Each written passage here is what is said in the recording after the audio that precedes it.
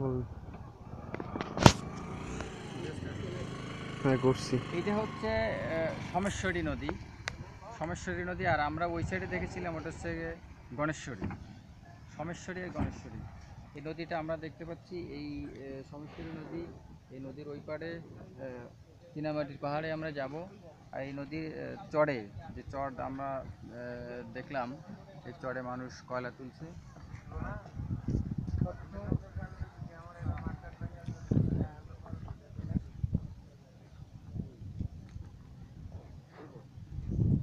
আমরা দেখতে পাচ্ছি সোমেশ্বরী নদীর পানি পানি, স্বচ্ছ পানি, পরে নীল পানি,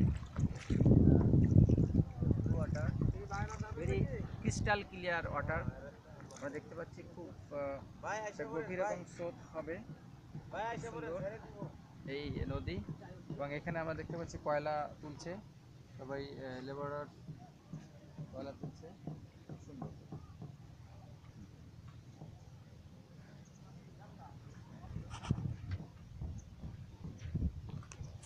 ধ্রুব, কেমন লাগছে তোমার?